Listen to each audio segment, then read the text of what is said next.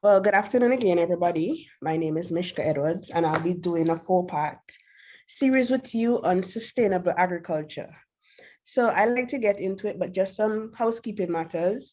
Um, just ensure that your mic is on mute at all time once you're not speaking or asked to, say something, because it's sometimes a bit rude when I'm trying to present and somebody mics come on and like there's a baby in the background or something, or someone crying, right? Or music. Um, Also raise your hands if you have a question to ask. Sometimes I get carried away and I speak very fast. If you don't understand what I'm saying, you can stop me and I will repeat myself, right? Um, so let's get into it. I'm just going to give you an outline of what the 4-part or the 4 session is going to be about, right? So today, part 1, we're going to be talking about sustainable agriculture, basically defining it, talking about the benefits, components of a sustainable agriculture, some practices. One of the things that I realized, even though that we're getting involved in farming, selection of a healthy seedlings and seeds is very important to know about. We're going to discuss some strategies of sustainable agriculture. We're going to talk a bit about crop scheduling, a bit about Mr. Stacky, intercropping, crop rotation, IPM, integrated pest management, companion planting. All these things are basically what makes, some benefits of sustainable agriculture, some strategies that you can carry out when you're involved in sustainable agriculture. At the end of each session, 2 individuals is normally selected to do a millie. A millie is basically the most important lesson learned yesterday. So tomorrow, 2 individuals will actually give me a synopsis or an important point that stand out to you that from what I presented today. Also, along the slide,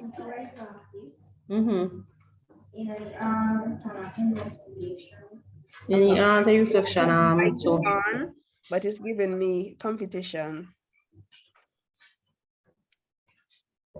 Right. So also I was explaining the millie. The millie is basically the most important lesson learned yesterday. So tomorrow, well, at the end of today's session, 2 individuals will be selected and you will give me a millie or basically something, a point that stand out to you, right?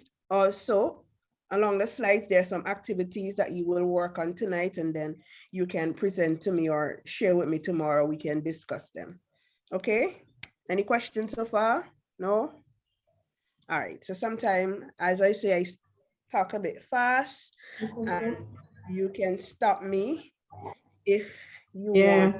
How you gonna go home?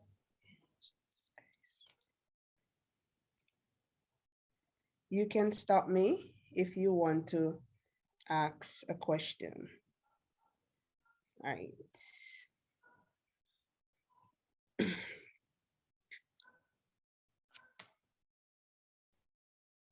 All right.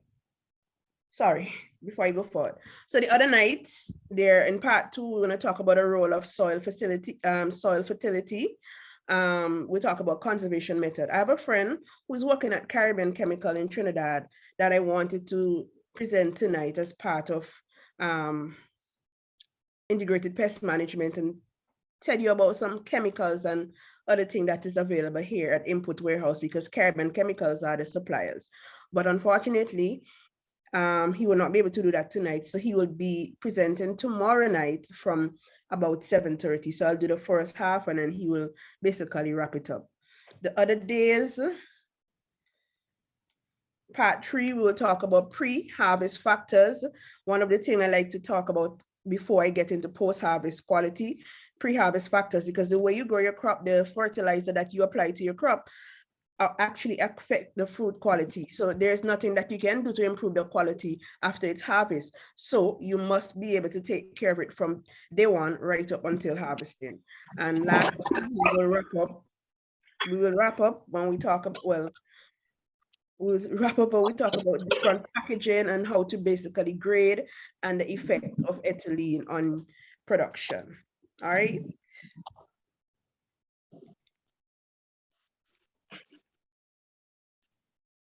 Linnell, are you there? Yes, I am. I don't know if you can find out who has their mic on so that they can mute it. Yes, just muted. All right, cool. All right, so sustainable agriculture, right? When you talk about sustainable agriculture, it's basically a type of agriculture that focuses on producing crops and livestock while basically having minimal effect on the environment. So you don't want to end up putting too much fertilizer or too much chemical, because in the end, these things can have effect on your soil, right? Even such things as tilling, excess tilling of the soil can actually cause the soil to break down in fine particles, and that can affect the pore space in the soil. That can actually affect the way that the crop grows in the soil. It's easy to become waterlogged because when your soil is aggregated, there's ease of movement of water and air to the soil, right? So when you talk sustainable agriculture, you must do everything in moderation and actually try to protect the environment for the future generation. So you don't over fertilize your crop with fertilizer, because excess amount of urea in the soil can actually cause the soil to become saline, right? And when your soil is saline or salt, excess salt in the soil, it's hard to actually reverse that process. So when we talk sustainable agriculture, we're trying to basically grow a crop without causing any excess harm to the environment. Also, ensure that the crop that you're actually growing doesn't have as much chemicals or any chemicals at all that can affect the person who consumes it, right? So sustainable agriculture basically focus on maintaining economic stability of a farm, right? Basically helping farmers improve their techniques and their quality of life. So when you're talking sustainable agriculture, you're talking conserving moisture. And in my picture here, I have a diagram of a hydroponic system. And with hydroponic system, there are limited amount of water that you use, right? You don't use that excess amount of water because the water is cycled over and over. So you're talking conserving water. In this system, you can actually reduce the amount of chemical and also the fertilizer use, because when you set up the system, there's a reservoir where you can actually test for the EC, electronic conductivity, the pH, and all these things, and you actually add your fertilizer, and this is basically cycled through the growing season of this crop. Now, if you have an area where you farm in the soil, you will have things like leaching and those sort of things, and you have to be able to prevent all these things from occurring, right? So long ago, well, it still do happen, but I just normally say long ago, farmers, when they buy fertilizer, they don't pay attention to the ratio on the bag. They just buy fertilizer because they have it in their head. This is needed to grow crops, and they just broadcast. Broadcasting the fertilizer is a total wastage because you're also fertilizing the weed, right? So when you talk sustainable agriculture, you have to be able to conserve water and reduce chemical usage. And when you're reducing chemical usage, you're trying to basically grow a crop without excess amounts of chemicals being put into the crop, right? So you promote biodiversity in crops and livestock, right? And you also prevent soil erosion. So what is your goal? When you get involved in crop production, you must have a goal. So in order to have a goal, you must have a plan. Your goal is basically to maximize profits, right? That is a goal of all business, including agriculture. So from day one, you are going to grow tomato, right? So oftentimes we decide we're going to grow tomato, and we just go to the plant shop and we say, sell me some tomato seeds, whatever the case it is. But no, you're gonna sit. Who am I growing this tomato for? Is it for somebody who's gonna process it? Is it for a hotel? Is it just for the supermarket? So that would be giving you an idea on what variety to choose, right? So oftentimes, a lot of people like Roma tomato because it stands up a longer time in the fridge, because it is a processed tomato, right? So it doesn't go through the loss of water, the shriveling, and those sort of things. So a lot of housewives buy Roma tomato. But at the same time, if you are going to make a burger, you have to cut up Roma tomato and put many slices inside just to make a burger. And when you're eating that burger, the tomatoes is going to be falling out.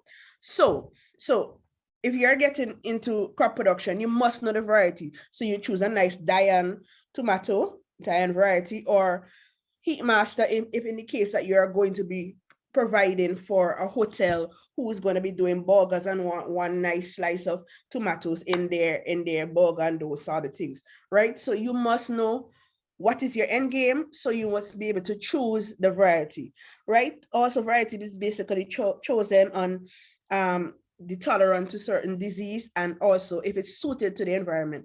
Talking about being suited for the environment, funny things, a lot of Vincentians and a lot of farmers, I should say, have their family abroad and they ship them seeds. But oftentimes these seeds come from North America that is not conducive to our growing environment. And then we blame the soil and say, oh, something is wrong with the soil or something, this, that. And at the same time, you're actually importing certain pests and diseases into our island that actually is going to affect your crop in future. Sorry.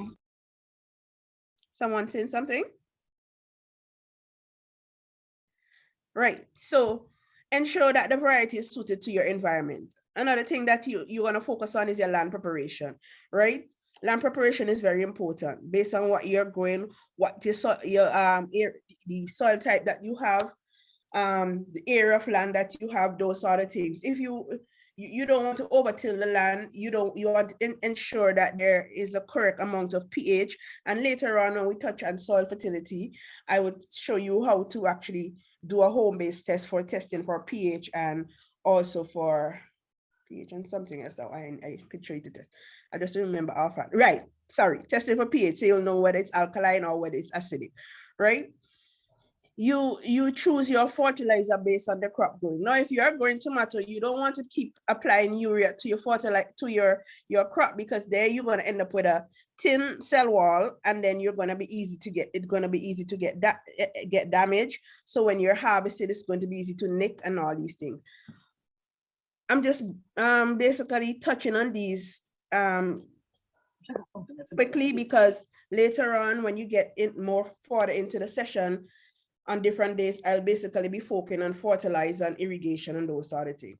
Now, as we touch here on irrigation, you're going to know about water quality, the area where you're getting your water from, whether it's from a stream next door, you need to know what's going on upstream and those sort of things. As I said, the end game is supposed to be maximize profit, right? You don't want to be using fertilizer, excessive amount of fertilizer, and at the end of the day, you spend more in the inputs than what your income is, right?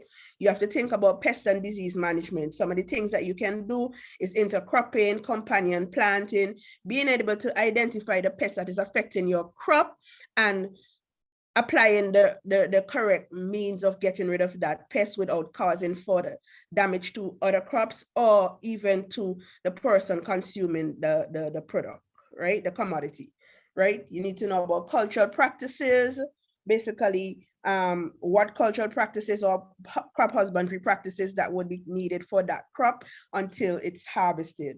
You need to know about post-harvest technologies, how you harvest, how you remove the field heat, how you store it to basically extend the shelf life of the crop. And last but least, value addition. If there's a situation where you have excessive amount of tomato, instead of having it there and end up have to dump it and what's not, why not dry it and make tomato powder and all these sort of things that you can basically utilize back in your stews, on top of your pizza and your pasta and those sort of things. So you must pay attention to your crop, what you're growing. So if you have excess, you must be able to find simple home means way of adding value to it. I mean, I grew up in a home where my grandfather was, well, in farming, and at Christmas and Easter time when he slaughtered pigs and what's not, if all did not sell, right, what he normally do during the year, people still come back to get pork, but it wasn't frozen. What he basically do, he did canned pork. So somebody will come and buy a pound of canned pork, a pound of and so on. So at the end of the day, even though you cannot get everything sell in the fresh state or whatever, you must be able to add value to it. So you have excess amount. So this is another thing that you can add. So your regular customers will know that you have tomato powder, or you decide to make some seasoning, or whatever the case may be. You have excessive amount of breadfruit falling. What you would do, you make some breadfruit flour, and you're gonna always have that supply of breadfruit year round, right? All right, the major component of sustainable agriculture. The main component of of both sustainable farming and conventional farming are basically the same. You have to focus on your soil management in terms of fertility, in terms of the soil type, in terms of moisture conservation, because this will basically lead to a healthy plant.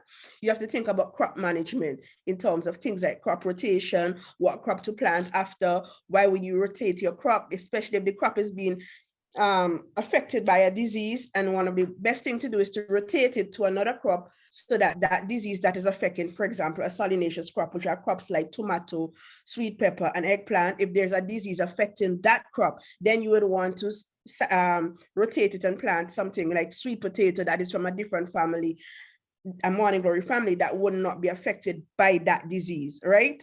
Intercropping, very important. And further down, I'll tell you a story about intercropping and companion planting that my grandfather used to do. And now, as an adult, I actually understand the reason why that was done, right? You have to think about water management. Your focus should be on drip irrigation rather than the sprinklers, because oftentimes these can actually help to spread disease and spread pests in a given area, and also cause fungal growth because of the water falling on the plant, the water droplets falling on the plant. You have to think about water harvesting. Simple thing, there's rain certain time in the year, you get your barrel, that same barrel that you get from abroad, those blue barrels with food, you can use it to continue producing food for you.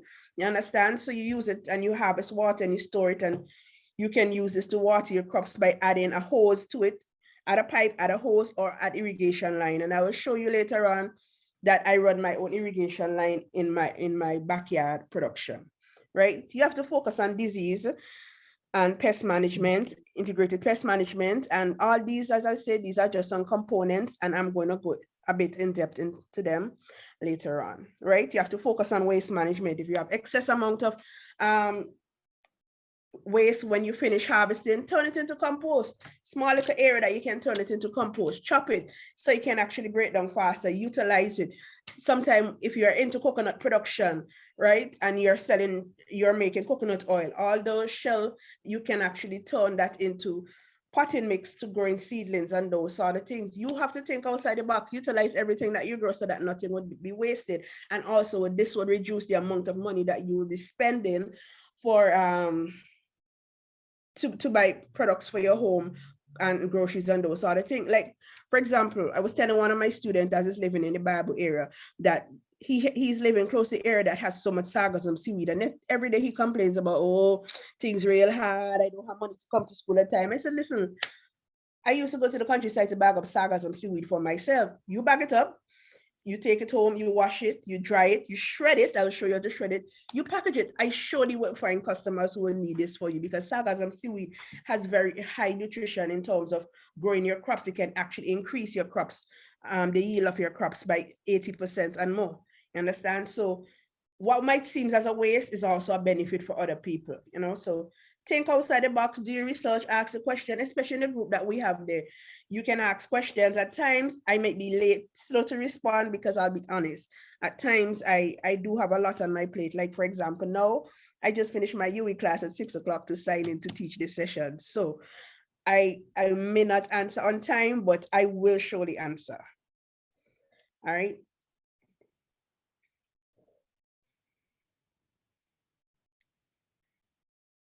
So yes, so this is blocking me. All right, so some sustainable agriculture practices, I'm gonna list them here. So you have crop rotation, and the picture in the corner here talk about different crops and the different cycle when you want to rotate your crops. So you will start off with maybe do heavy feeders, and then you do the legumes and those sort of things over a period of time, so that the soil could always be replenished. And as I say further now, I'll touch on that. Drip irrigation, the bottom picture is a picture of my backyard 3 years ago when I was basically setting up my pineapple production. So here you will see one in the drain between the beds, I place charcoal. Charcoal is can help to basically suppress the weed, right? These are basically charcoal waste from somebody who was into burning coal pits. I just went back up the charcoal waste and put it between my beds to basically suppress the weed rather than to buy wood chip and those sort of things. On the bed, as you see, I have ground cover, not the plastic ground cover, because with the ground cover or agri fabric, it is also breathable. So there's a movement of water through the cover itself, right? Also, this actually helps to suppress weeds and also conserve moisture. So as we were talking before, you think about conserving moisture, and this also prevents soil erosion. I set up this area since 2017. I have no need to till. If I'm planting over replacing pineapples, I just till the hole and move along, right? So as I was saying, some components of sustainable agriculture, there are crop rotation, there's drip irrigation, right? There's integrated pest management, there's protecting your crop from soil erosion and to also conserve moisture. You can grow a diverse amount of crop to ensure biodiversity, right, of the food system is not lost. Small scale agriculture growing, right, can basically done instead of a large farm, and you can also utilize a small area, and further on I will show you how you can utilize a very small area and produce a lot. For example, my backyard, I don't know if you realize the space in between my, this is the last. Anyway, when I started out, I had the original white spacing, and then I start placing a pineapple in the middle. So I try to utilize the area as much as I can, right? So in my small backyard, if anybody know, I'm living in Honestville, I have roughly 500 pineapple plants, right? So you can utilize a small area and basically have a large outcome.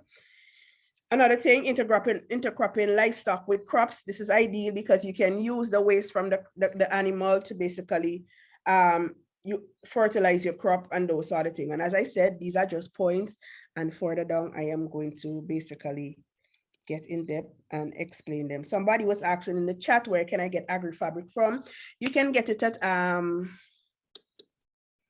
Cobano sells. There's also Lynette in the Ministry of Agriculture. She sells. I saw she had some at a reasonable price. And also one of those Musa store, that Jason Musa run, they sell agri-fabric as well. Back when I was getting involved in this, they weren't selling agri-fabric locally, so I had to import my own from, well, obviously Amazon. So yes. My irrigation line also came, I imported that from Amazon. I'm not moving to the next slide. Right. So self-sustainability, right? Self-sustainable farming.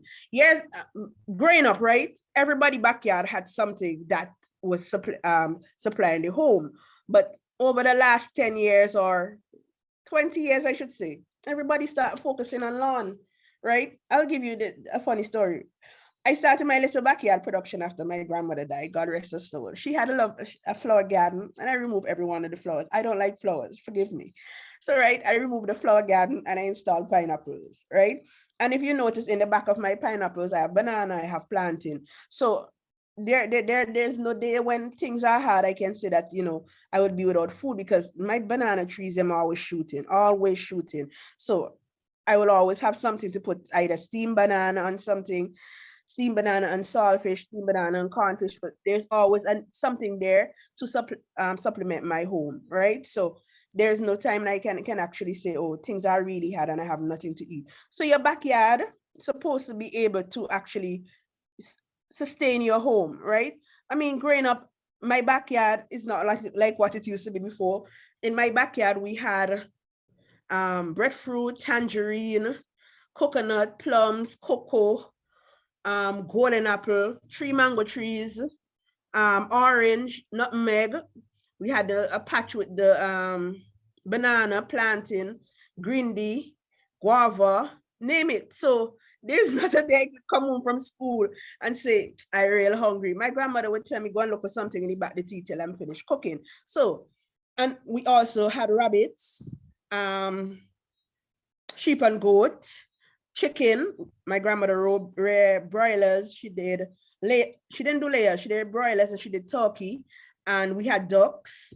So you can, whatever you can think about. I mean, whatever it is we were farming in the mountainside, it was actually duplicated home here, but in a smaller proportion. So self-sustainability is very important. This is basically producing most of all of the food on your own land in your backyard itself, and whatever extra that is remaining, you can basically sell, right? Now, peri-urban agriculture is on the up because you're talking about agriculture or farming in a rural, sorry, in an urban area, right? The areas where you have supermarkets and what's not, you know, that is farming in that area. So you might have a nice flower garden, but then you can get involved into things like container gardening, or if you live on a concrete jungle, further down, I will show you things that you can do to basically grow some crops right there in your home, whether or not you have access to land or not, right? Peri-urban agriculture give women or other non-heads of the household a low barrier occupation, right? Through which they can support their family, right? Adding to household productivity, giving women an outlet to assert themselves, producing food in areas nearby to the city, basically shortening your supply chain. Take, for example, when we had the eruption, where most of our food came from the countryside and those farms were destroyed. We had to find ways and means of actually growing something for ourselves, or face the consequences because the food price in the supermarket went up and at the market as well. So you don't want to be, you know, spending all these extra money. Why not turn every little area in your yard into something that, you know, something that you can eat? Or, and when you, oh my God, when you have additional, you can basically sell to places in your workplace or surrounding communities, right? This is my pineapple all grown up now. So as I said, about 500 plants. I utilize both the ground and tires on the concrete areas. I have about 100 and something tires, and I try to utilize. I'll be honest, right about now, I have not fully utilized my yard because the front yard has space. There's another side outside from my kitchen that has space, but I've been so involved in so many other things that I have not fully set up my yard in the way I wanted to do, because years ago, I started this idea of promoting peri-urban farming so that individuals around my area can actually move away from all that lawn, because you spend all this money trimming the lawn, and at the end of the day, you still have to go to the supermarket and spend money, where you can utilize that area and grow something that can actually make you money, right? So if you want to grow a crop or grow your own food, but you're limited because you have no available soil, you're living in a concrete jungle, you have small land space, or there's problem with land tenure, some options for you are the grow box. Grow box is in the first picture right here. This is where you can basically use blocks and actually enclose an area, fill it with soil, and plant your crops. So in this grow box, you can grow things like lettuce, pak choy, you can grow tomato, you can grow pineapples, you can grow sweet peppers, you can grow pumpkins, you can grow cauliflower, whatever your desire is. And you grow. Someone's mic is on. Lani, I think your mic is on. Right. So you basically can grow whatever it is, and as you see in the little holes around, you can plant things like side, you can actually plant celery, you can plant parsley. The second picture is a PVC. Oh my God. The second picture is a PVC garden. So if you just finished construction, somebody throwing a PVC, you have a PVC damage, you can basically cut it, fill it with soil, and plant any shallow root crops, right? You can plant any shallow root crops such as pak choy, you can plant beets, you can plant radish, you can plant lettuce, and so on. And the other option, well, another option you have is recycled tires. I took these tires from the tire shop close by to me a couple of years ago, and I just filled them. And I've been growing pineapple in them for years, and they produce. So these are some other options, right? Some other options, you have a pallet planter, right? So with the pallet, you basically have pallet all about the place. At the bottom, you can put the same agri fabric, or you can cut flour sack, feed sack, whatever you have access to, place it at the bottom, and then fill it with soil, and then you plant your pak choy. This picture is actually done by me a couple of years ago, where I had some pak choy seedlings and I just placed them in here and it came very well. The other picture is basically you're growing, you have access to the 25-pound sack that you buy your flour, your sugar, your rice in, or if you have chickens and you buy feed sack, rather than just have them there and what's not, or somebody always passing and asking to give one, and you live in an area that maybe your soil type might not be good, you have a lot of stones, you have a concrete jungle, you can basically stitch back up the mouth or tie it, fill it back with soil, cut holes, and plant simple shallow root crops. This can also be used to plant things like tomato, eggplant, those sort of things.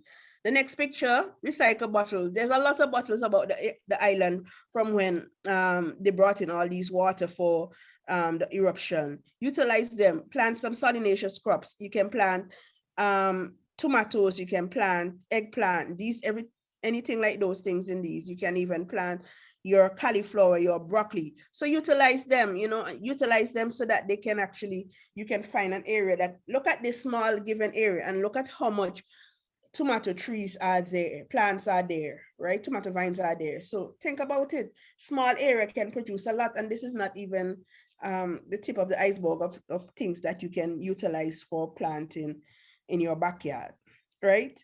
There's a strawberry planter. As I was saying before, the same barrel that brings food can be the barrel that provides you food, right? So in the first one, you have a strawberry planter, and I'll show you a picture in the next slide where I started setting up mine. I haven't totally complete, so I will walk you through a bit how it's done, right?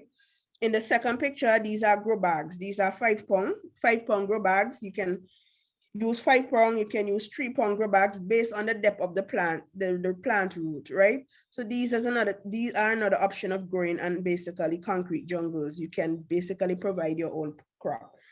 The bamboo planters. After you finish blowing your bamboo for All Saints, don't dump it, don't throw it in the river so they can block up the waterways and create flooding and what's not. Ask them to finish cut the top, or you just finish cutting out the top and fill it with soil. And there you have a simple, nice, pretty bamboo planter. In the corner over here is the same idea of the strawberry planter, where you can grow things like broccoli, you can grow cabbage, you can grow cauliflower, you can grow tomato, you can grow chive, you can grow celery, and you can even grow strawberries. I realized I didn't include any pictures with strawberry because my students are actually doing a little strawberry project for one of my courses, and I really didn't include any here. Also here you have a recycled guttering. You took down the guttering, it's damaged, you can't use it back, don't dump it, right? Don't dump it, just utilize it and plant your chive, your lettuce, your parsley, anything. You can have it screwed onto the wall. And if you notice at the end, you basically either can put some concrete or you can put 2 pieces of wood. You can even use these recycled gutterings in if you're rearing chickens and what's not. This can be where you place the water or place the, well, not likely water, but place the feed, because if you place water here, it's going to wet your litter and all these sort of things. So these are what you can block both ends and place your feed in and put them into the pens. Right, so this is my little project that I started. So this is me creating a strawberry planter. So this PVC pipe that is here has to be placed in the middle, right? And in the ends of both of the PVC pipes has to be capped, right? Now, the reason why the PVC pipe is going to be placed in the middle, and inside of these PVC pipe, it's going to have stones, pebbles. One of the reasons why, so when you place it into the middle, you fill all around with soil. So when you plant from the bottom, go up, when you water in, you're going to pour the water into the middle of the PVC pipe so it can actually reach to all the plant roots that is planted in this, right? And at the top of the barrel, you can still plant stuff. You can plant you can plant any sort of crops. It can either be a crucifer, it can either be solanaceous crops. Once there's a crop and then you can grow it, you can plant it there. Well, obviously not a tree crop. These are some other examples I showed you before, the bamboo planter, the A-frame hydroponic system. So you can see in such a small area on a concrete, look how much lettuce and what's not this person can actually provide. They can either provide it for themselves or they can grow for the market. Also in the blocks, you can do root crop production. So in this box, you can grow sweet potatoes, you can grow dasheen, you can grow edos, any sort of root crops. Beet, you can grow carrots and anything like that. Once tapering carrots, you will just use 2 row of blocks and you plant your stuff. So there's no excuse for planting anything at all, right? So like an activity area, as I say, the activities, you will do them at the end of the session tonight or tomorrow, and then we'll discuss it at the beginning of class tomorrow. So basically, question time: what are 3 benefits of sustainable agriculture? And you will list me 3 benefits and we'll discuss tomorrow. All those 3 benefits were listed above in what I just presented. Right, so we're getting closer into it. Right, so you already have your land space, or you don't have land space. Now you have to use your barrel, you have to use PVC pipe, whatever it is you decide to use to grow a crop now for your home, and extra can be sold to the supermarket. Or if you are just getting into farming, you already know you have to do your tillage, selection of land. You have all those information listed up that I presented above, right? But no, next thing that you need to know, you need to select a healthy seed or healthy seedlings, right? So selection of seed for sowing, right? It must be suitable to the local environmental condition. I know families are abroad in temperate country, but oftentimes those crop does not do well in a tropical country. So they may send you a bunch of seeds. Sometimes it's a waste of time because you don't want to put your energy into growing a crop. And at the end of the day, you grow 40 tomato plants and you only get 2 pounds. Right? So you can look to the back of them or ask them when they're sending these seeds to ensure that it will be able to grow in a tropical country based on the variety and basically the type of seeds and those sort of things, the environmental growing condition, right?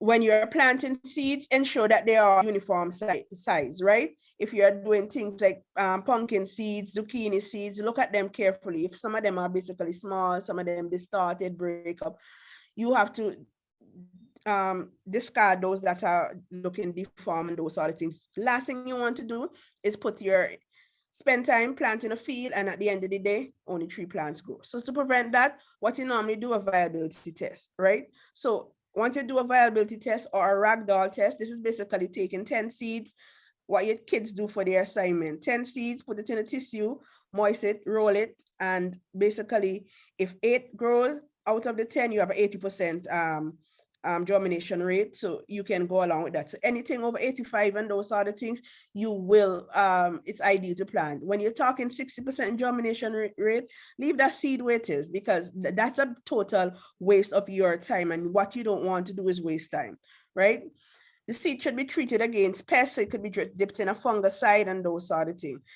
Select from high yielding varieties. The last thing you want to do is set up a plot and then these are low yielding varieties, and then you felt like you basically waste your time. Hence the reason why sometimes people say agriculture is basically very laborious and there is no return at the end. But if you approach it correctly, it can be very, very beneficial, right? So when you go to buy your seedlings now from people when you go to buy your seedlings from individual that actually sell seedlings, one of the things that you want to look at is at the tray of seedlings. Ensure all of them are basically at the same height, right? If they are so at the same time, right? Make sure that they have a uniform appearance. You take out 1 or 2 of them and you look at the root. Ensure that the root is actually white and not brown and has looking like they're dying back, or break. If the stems looking a little like they slightly brown, the individual might tell, oh, I didn't water them today. But you don't want those seedlings. That's a hard start to begin with. So those seedlings going to run you into trouble. So you leave them with it, no matter if they're on discount, no matter if they're selling you them 10 cents for one, 2 cents for one, leave those where they are because they will not be ideal, right? So you look at the roots, ensure they are nice white roots that are formed. Smell it. If it have an off scent, leave the people them seedlings where they are, find some other supplier or try to grow your own, right? Ensure that there's no sort of ball in the root, because when you start buying seedlings that have ball in the root, you're already bringing home root knot nematodes onto your land, and you don't want that, because when root knot nematodes are in your land, it's very hard to get rid of, because one of the way of getting rid of that is basically fumigation, and we don't really do fumigation here in St. Vincent, not that I know of, right? So ensure that the plant is vigorously growing, ensure that it's not tall and spindly. Now, sometimes you see some nice long tall tomatoes, leave them where they is, because one, the person who grew them had a bit too much nitrogen, so you have cell elongation, so you didn't have a nice compact growing plant. You plant them out, wind blow, tap them over the break. Whatever it could be also eggplant, it could be tomato, sweet peppers. So once they're spindly, long growing, they were grown with too much nitrogen. So as I say, cell elongation. You plant them out in the field, they start growing nicely. We had a little bit of rain, the top over the break. You don't want that, right? So ideal, what you look for, you ensure that they have a good proper shoot to root ratio. As I say, uniform, nice green leaf.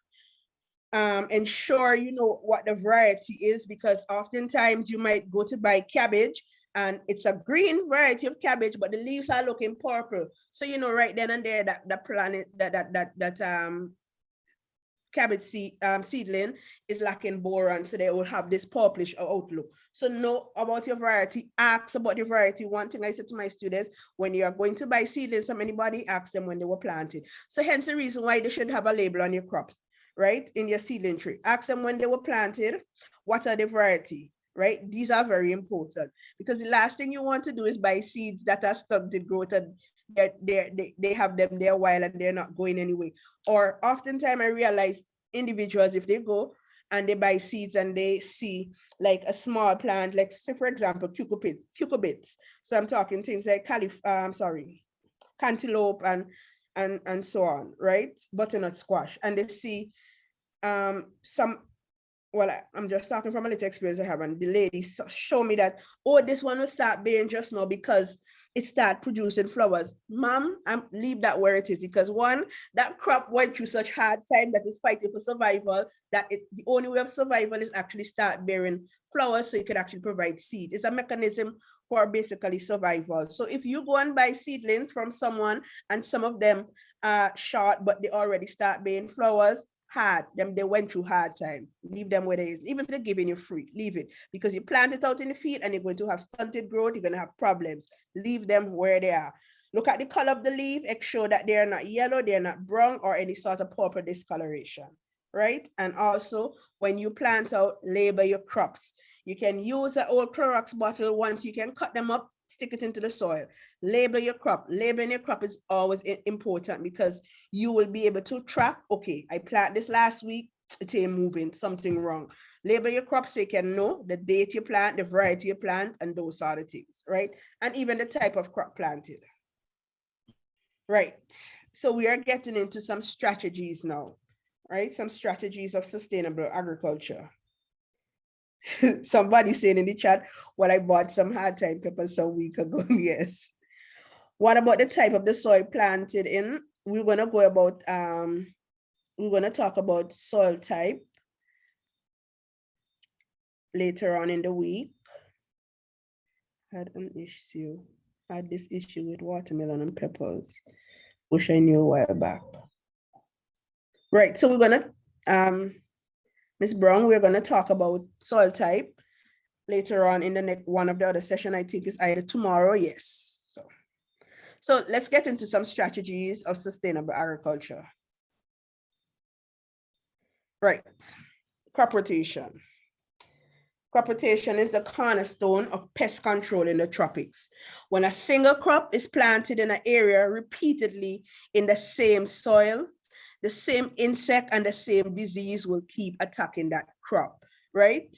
So in other words, if you're planting tomato in a given area where it's container planting in the field and you're being affected by a certain pest and disease, you need to do a little bit of research or ask some questions. So if you're planting tomato, please don't go and plant sweet pepper. They are the same family, or plant eggplant. They are the same family, solanaceous crop. So that same pest that is affecting the tomato is going to affect the pepper and the eggplant. So what you try to do is move to a different family. So either you're going to plant something like lettuce or beans, move to the legume family or anything along that line, right? But once you're going to plant back something in that same family, it's going to be affected. So you can move to the cucurbits family where we're talking things like butternut squash, pumpkin, zucchini, and so on, cucumbers. So you change the family completely. So that disease or pest that is affecting that crop would not continue its cycling affecting your next crop, right? So crop rotation is very important, right? So I have some pictures here of basic crop rotation. So if you can start with legumes. So when you're talking about legumes, you're talking about green beans, you're talking about lentils, and you're talking about those butter beans that we grow here, right? Then you can cycle to a crop that produces fruit. So you're talking about tomatoes. So tomatoes and peppers and eggplant are from the same family. So those are solanaceous crop. Or you can cycle to plants from the cucurbits family. So you're talking things like butternut squash, you're talking cucumbers, you're talking cantaloupes, you're talking pumpkin, right? Or you can go to the carrot family, right? Or you can plant in the onion, the beets family. So you choose, you cycle so that you don't plant this crop in the same family that will be affected by the disease, right? So crop rotation basically help to reduce the amount of insect that affect you. You get to use less herbs based on if you plant things like from the cucurbit family, they are basically going to be functioning as cover crops, so they can actually prevent things like soil erosion. They can actually maintain soil moisture and those sort of things, right? And when you plant crops from the legume family, right, you're talking about crops that basically add nitrogen to the soil. So when you remember about nitrogen fixing bacteria, growing things like pigeon peas, beans, and those sort of things, you'll be adding back nutrients to the soil, right? So when you're doing crop rotation, you can start off with a heavy feeder, such as tomato. Then you go and put something like beans and pigeon peas, which are heavy givers. They give back to the soil. And then you can move to something like light, like carrots and onions and beets and those sort of things, which are basically light feeders, right? So this is just a picture of basically crop rotation and the benefits of crop rotation. Basically, it increases, this is in my way. It increases nutrient status and physical characteristics of the soil. It can increase the range of activity in the soil microorganism. It reduces pests because, as I say, if it's affecting one crop, cycle to another crop that this pest would not affect, rather than keep spraying that area with chemical over and over and over. Lenika was asked if we would be learning about families. I can add that into a session, and I can also give you the list so you can know the different type of families within that given, crops within that given family, right?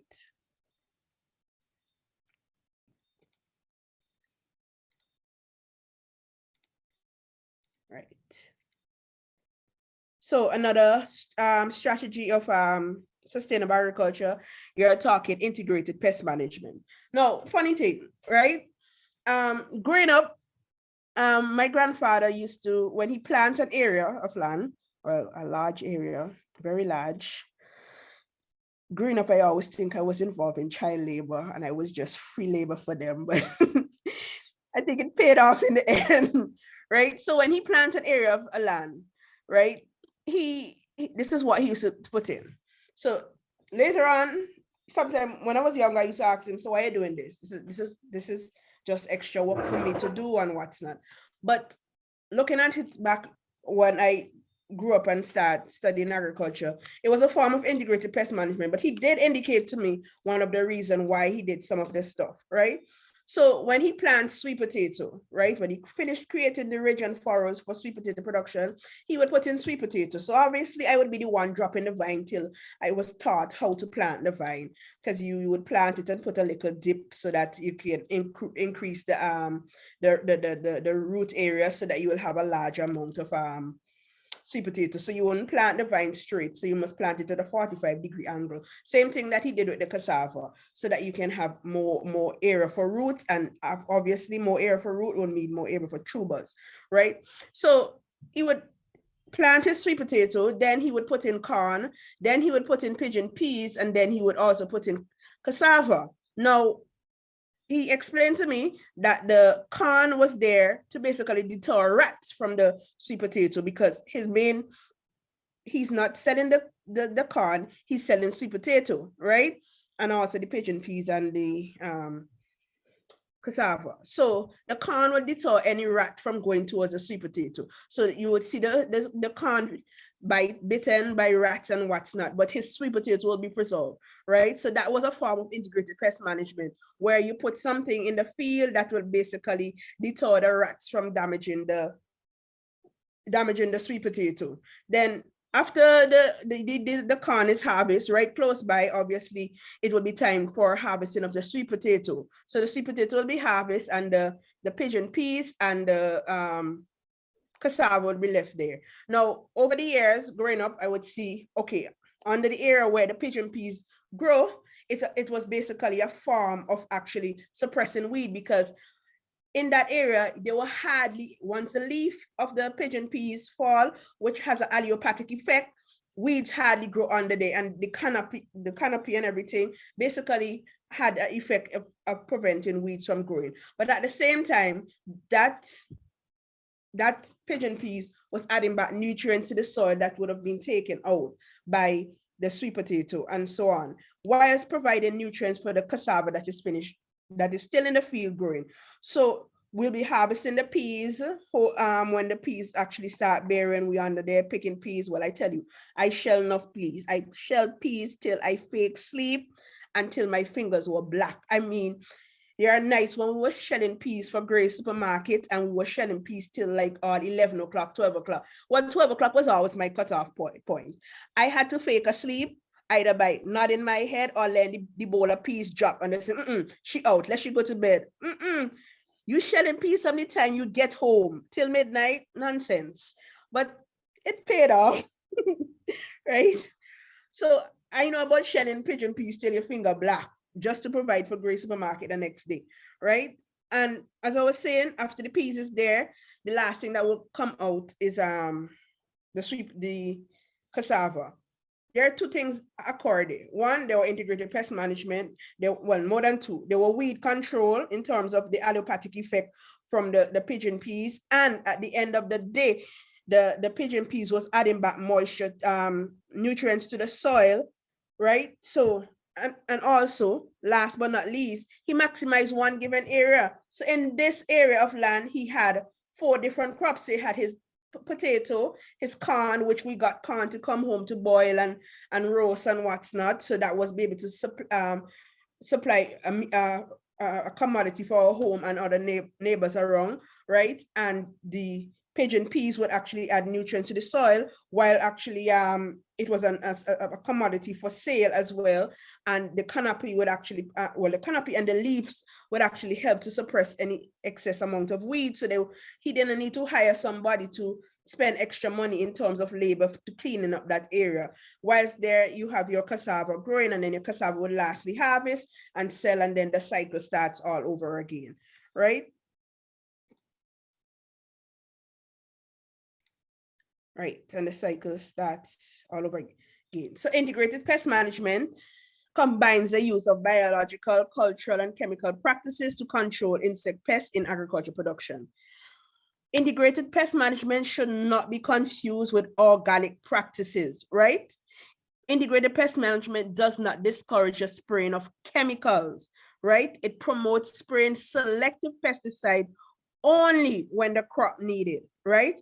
So, which generally means that less pesticide must be used. So you will try all other means first in terms of you want to identify, you're going to look, see if you can find other ways to intercrop, either plant marigold with your tomatoes, or if you plant basil with your tomatoes, these are some nice companion plants, because when you plant basil, with your tomato, it actually gives the tomato a nicer taste, a lovely, nicer taste. So these are things you have to look into first before when you are getting, as I said before, you're focusing on crop production, so you must plan. If you don't plan, then you will fail. You understand?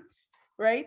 Biosecurity measures must also be put in place. This is very, very important. And oftentimes I visit farmers, I visit people, individual with greenhouses, and there is no form of biosecurity measures. Now you have somebody leaving another farm coming onto your farm. They're wearing the same outfit that they had on their farm. They're wearing the same boots that they have on their farm, and these can actually bring pests onto your farm. So having a little container where they can dip their boots into before entering to your farm would be very ideal. So in that container, we would have something like a bleach solution and those sort of things that can kill any sort of microorganism before it enters your farm. So biosecurity measures are very, very important. So this is simple thing as actually having your workmen who work on your farm, whether it be you're doing broilers, whether you're doing crop production, have them when they, because oftentimes these workmen visit other people before they come to your farm, or they maybe go work on their farm first before getting to you. So a change of clothes, have a coverall that they would wear definitely just on your farm alone. So that's not something that is traveled on in the road, right? Other biosecurity measures, when you purchase vegetables or fruits and fruits from the market, please don't take it and throw it into your farm. Don't throw it out into the yard, because oftentimes you can be introducing a pest. You can be introducing a pest into your farm, right? So have people who come in on your farm dip their foot into a solution, so you have a foot bath. You can also, around your farming area, you can plant things like neem trees, glory cedar trees. These are some form of natural biosecurity measures to prevent any sort of insect and insect barrier from coming onto your farm. So simple things like these things that you must take into consideration. Biosecurity measure is very important, because if you don't protect it, it will be damaged, right? You're rearing chickens and you know somebody else who's rearing chickens. Something is wrong on their farm. They're just gonna come and visit your farm and walk through your chicken pen and all. No, that's not ideal.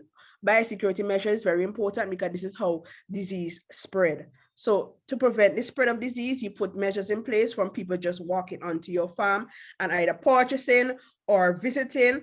Matter of fact, limit the amount of visitors to your farm, because when you have a lot of visitors to your farm, people talk, then you have perennial larceny. Somebody visited the next day, three your goat gone. So less people visit your farm is best for you. It would also prevent perennial larceny, and it would also prevent any sort of disease from coming onto your farm. And as I said before here, when you're purchasing seeds, make sure you purchase healthy seeds that are disease-free. Turn the bottom of the leaf, look for the root, ensure that it's white.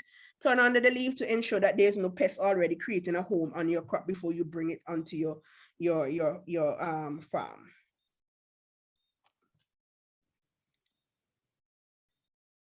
Early monitoring. Early monitoring is very important. So you see when your leaf is being eaten, what you can do is turn to the bottom to see what is going on, right? Be very vigilant for disease, right? Look for root rot, color rot, basically any sort of wilting. Once you're very vigilant and you see it start in one plant, don't ignore it, right? Look under the leaf, monitor it, and try to get early treatment, because the earlier the treatment, it would be better for you. So in the first picture, we have celery rot. So you see the leaf turning yellow, brown, what's not. Start monitoring the first one so you can figure out what is going on, so what you can basically know what is going on there. One of the things that can be happening here is excess amount of water in the soil, so it start rotting, right? So you have root rot and those sort of things, right? Wilting tomato could be fusarium wilt, and I will just mention some of these diseases and later on down some treatment that you can use for them. But as I was saying, tomorrow, my friend Jesse from Caribbean Chemical will go a bit more in depth on telling you exactly what you can use and when you should use certain chemicals. I was monitoring the chat, and I realized I needed to bring in somebody from Caribbean Chemical that would shed basically more information for you. All right.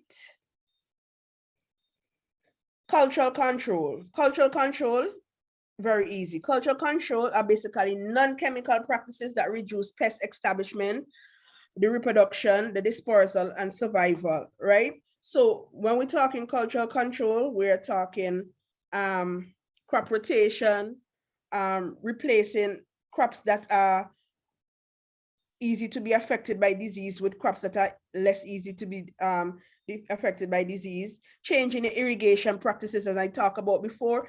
If you have those sprinklers, they can actually cause fungus growth and those sort of things, right?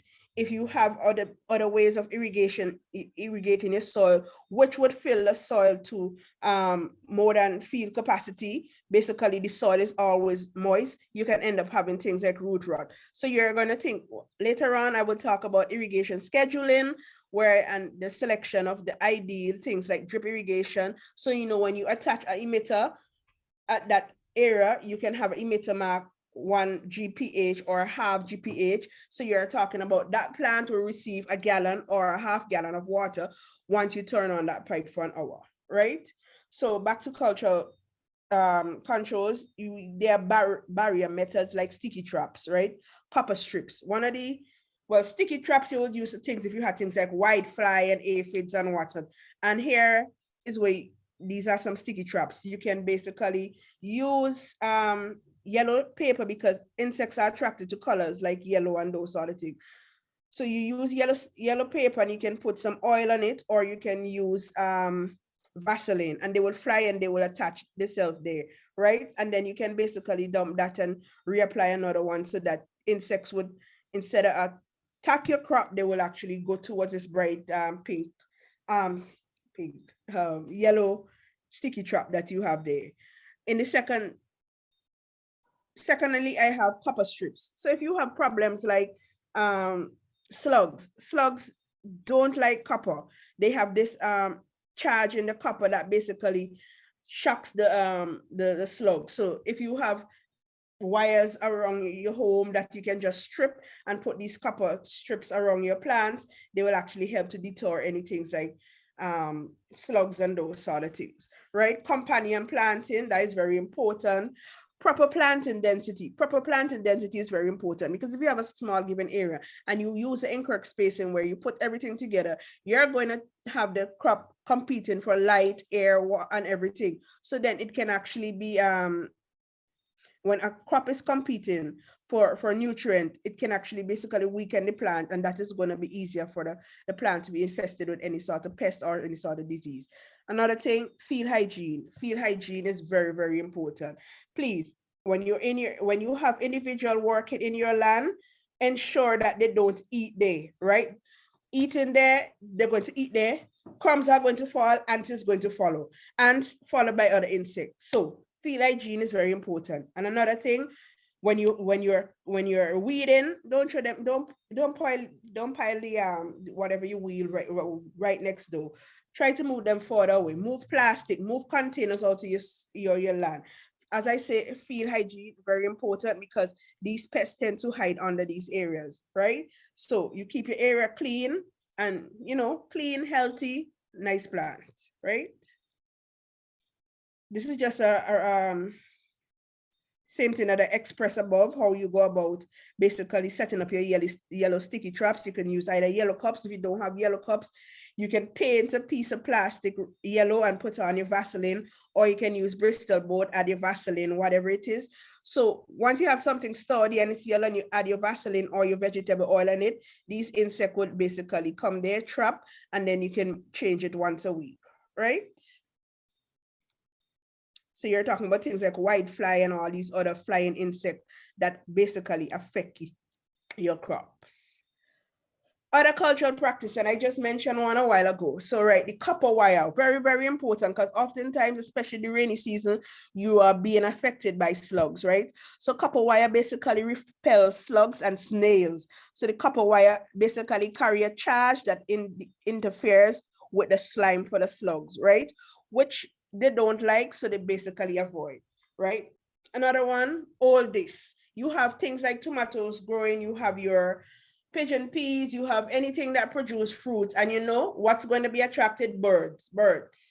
And at nighttime, other flying animals like bats and what's not going to be attracted to your crop. So you have these old CDs. Most people don't have any CD player anymore. Nobody interested in that. Don't dump them. Tie them up on string.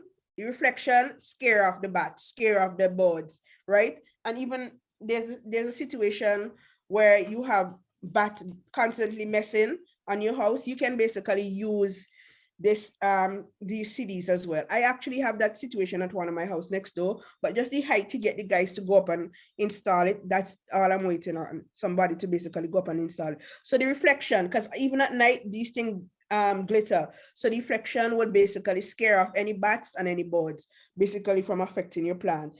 The other one, plastic bags as well. You can do this plastic bags, especially if you have cornfield or peas field.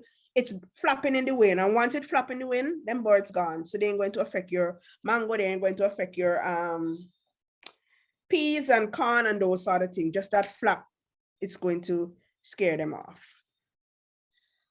Biological control. We know a couple of years ago when we had a pink mealybug, there were importation of the ladybug beetle, basically, which disrupt the breeding cycle of the pink mealybug and kept things under control. There's still pink mealybug around. What I basically use on my pineapple when I see things like these, I'm addicted to Dawn. So this washing liquid has basically worked for almost everything for me. I have not bought chemicals in years. I don't use chemical. I don't like the smell of chemicals, so I try my best not to associate myself with them. I don't buy fertilizer. So on my pineapple that is growing there, it's just growing without any sort of fertilizer. What I basically use are things like rabbit manure, cow manure. I do charcoal, because you know charcoal has a high percentage of potassium, and those sort of things is what I use. If I buy something at the store, you and me also catch me buy something like blood meal or bone meal. So blood meal is high in nitrogen and bone meal has phosphorus and those sort of things. So those are the things that I would buy at the store. So I don't buy Blocan or any other fertilizer, 12, 12, 17 plus 2. No, I don't use any sort of fertilizer at all. All right, so here we have a 5 minutes break. Linnell, you will time me and time everybody else. So have a 5 minutes break so you can get some water, which I do need. Stretch your legs, use the bathroom, and then I will continue. All right? Yes. So now it's 7:12. We'll come back at 7:17.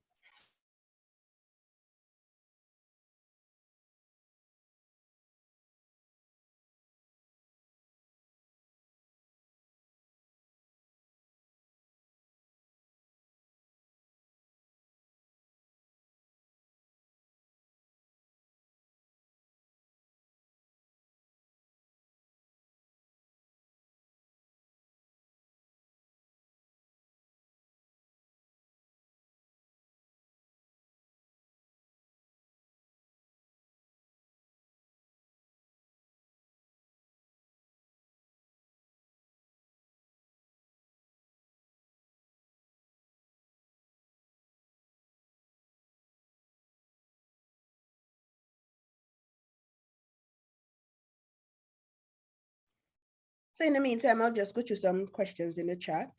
So Alita was saying that my mom bought some lettuce in this bought some lettuce and they didn't grow tall, and tasted them, they were bitter. So basically those lettuce could have been stunted. The person may have planted them out a while, and one of the survival of lettuce is basically next thing they're going to do is just start bolting, which is producing seeds. So they're already in the bitter stage. So you should have looked at them, look at the size and everything before you planted them or purchased them. So you basically bought all lettuce, so they had no chance. So that was a total waste of money. Oh my God. Slide, where are you? I slide and I miss. How long does, oh my God, I swear I slide too far down. All right. Not enough knowledge on agro-processing, such as flour making and drying of fruits and vegetables. That's very easy. If you're going to do something like breadfruit flour or anything like that, you basically, if you have access to a potato peeler, those carrot peeler, whatever you call it, that is a guideline of how thin to slice it. So you peel the breadfruit, right? Or you peel the sweet potato.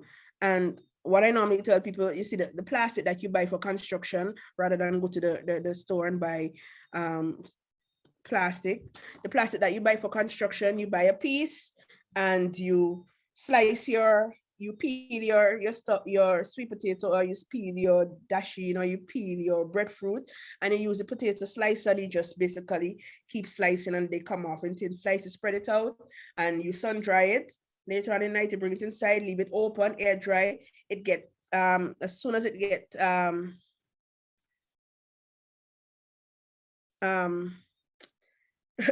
crisp, you basically can use a cocoa mill or corn mill and you grind it, you sift it in your flour. Simple, move along. Or if you have a processor, you blend it and you sift, and there you go. Simple flour, very straightforward, right? Where can I get pineapple plants to grow?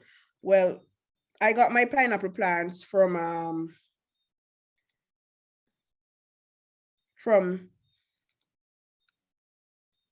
Orange Hill many years ago. How much pineapple plants you're looking for? If it's a large amount, then you can visit them and maybe get some pineapple plants. If it's a small amount, I can give you some that I have that you can use. Do I need professional to install irrigation system? I can do it by myself. Rosette, I'll show you tomorrow if that's the session where I install my irrigation system by myself. How long does pineapple takes to grow? 9 months if it's in a nice cool place. If it's not in a nice cool place, you can run up to a year. And funny thing is, when one start bearing, most of them close by will actually start. What you can also do, if you're not like me who doesn't use any sort of chemical, you can also do, once it has 60 mature leaf, 30 to 60 mature leaf, you can do pineapple induction, where you buy the chemical at Green Finger, drop it in the heart of the plant, and basically get them to actually start flowering, right?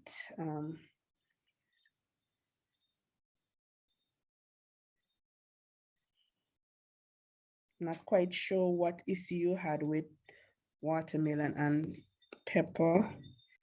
You bought some hard time. Yes. Families, yes, I'll give you a list. How long does it take for carrot before they germinate? 4 to 5 days, 7 days. It also depends on the variety of Vita, right? You set some seeds since January and not seeing anything. Stop wasting. Sorry. Stop waiting. Move on. I'm sorry. January 17th is a long time. Them seed don't die, right? But matter of fact, they were dead to begin with. So since it's 17, no. All right, I planted some eggplant since July 16. The plant is growing, but there's no eggplant. What might be the problem? All right, what could be the problem here is I could ask you what type of fertilizer you give the crop.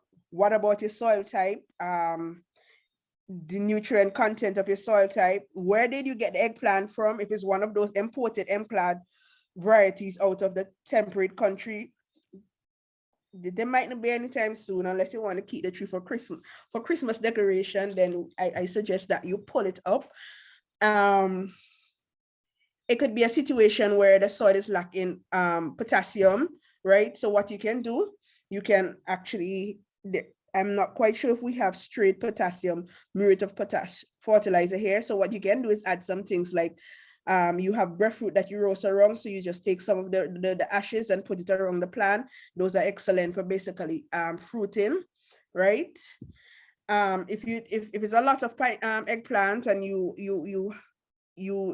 this is something that you do for a business, I suggest that you buy some fertilizer that are high in potassium so that you can start initiating fruiting. Somebody said I shell peas till my finger can't stretch last Christmas. Small thing, I be shelling peas on little girls for years. I think my grandparents was just waiting that I can actually move my hands properly and they can give me information and say, this is what you're going to do, right? I appreciate it. Pest management is a steep learning curve. Yes, it is. And knowing a lot about pest management is very, very important, right? How do I get ladybug beetles? Basically, I am not quite sure if there are anywhere here that gives out those things, but if you have a friend who have some on their farm, you can ensure that you get some there and then bring it onto your farm. But be very careful. Sometimes ladybug can be very a nuisance at times. So based on what you're going to use your ladybug for. If you have a situation with pink mealybug, try using some dishwashing liquid and the hose and you're good to go. What can be planned to use to help make tomato better? Vanilla, I can't believe that you're asking me this in class. When you were my student, I talked about this, but I'll tell you again. You can use basil. So basil, I was saying that you can plant between your tomato plants to make it has a better taste. Can I get 10 pineapple plant, please? Yes, sure. No problem. Well, Rosette, yes, you know right where I'm living, so you're good to go. Is this dragon fruit plant available anywhere? Miss Dick, you're living right in Stubbs, right? And Rohan, he's into dragon fruit production. Just ask him for a couple plants, Rohan McDowell, and I sure he will give it to you. And now 5 minutes are up. Where can I source blood meal or bone meal? At ACE. That's where I get mine. I'm not quite sure if agriculture input warehouse supply, but that's where I get mine. Can Helen's daughter offer some hands-on food processing session?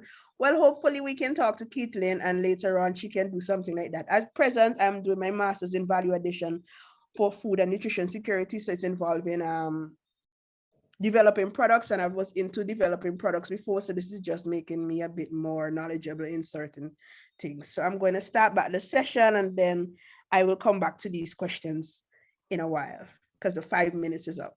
All right. Next slide. So we continue. So chemical controls, right? So let me turn back on my.